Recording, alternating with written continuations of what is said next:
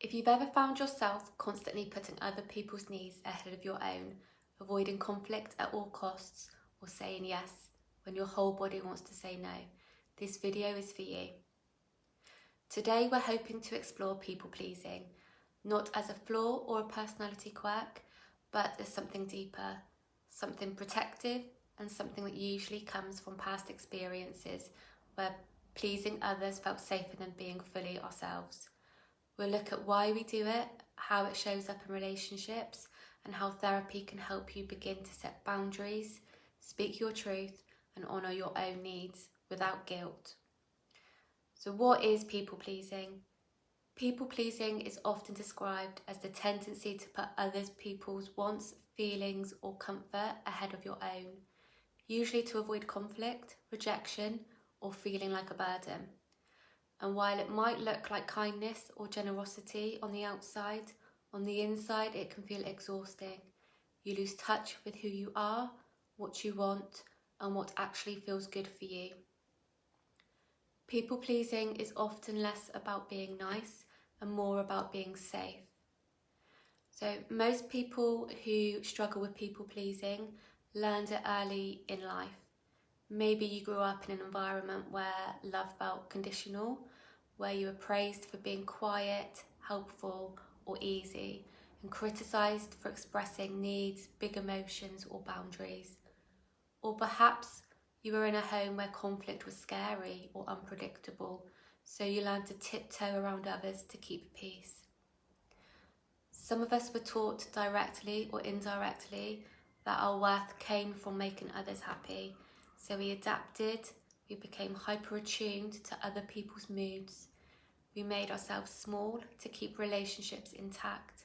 We said yes, even when it hurt. And because this strategy worked, at least at the time, it became a default way of being. In many cases, people pleasing is what we call a fawn response, a lesser known trauma response alongside fight, flight, and freeze. Fawning is about appeasement. It's about disarming potential conflict by becoming overly accommodating.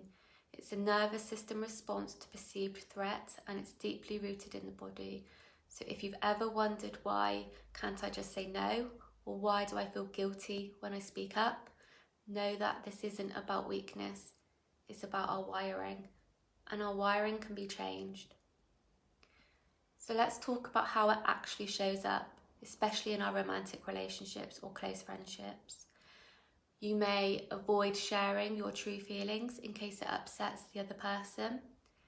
You may apologise for things that aren't your fault. You may at times feel anxious when someone is upset with you, even if you did anything wrong. You say yes out of fear, not desire. You may find yourself exhausted, resentful, or burnt out, but you keep giving anyway.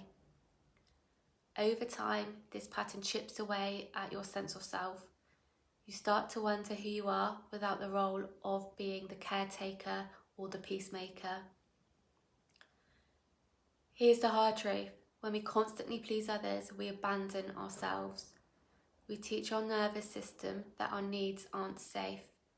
We shrink our voice and we silence our truth. And while people pleasing may preserve relationships short term, it often leads to disconnection, burnout, and a deep sense of loneliness in the long run. Because people can't truly connect with the real you if the real you is always hiding. How can therapy help then? So this is where therapy can be incredibly powerful. In therapy, we explore where your people-pleasing patterns come from, not with judgment, but with compassion. We help you begin to notice when you're acting from fear rather than choice. And most importantly, we start to build safety in the body. Because setting boundaries, saying no, or expressing your needs isn't just a mindset shift. It's a nervous system recalibration.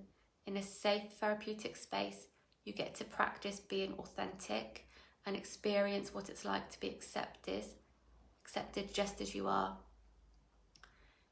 Healing from people pleasing doesn't mean you stop caring about others.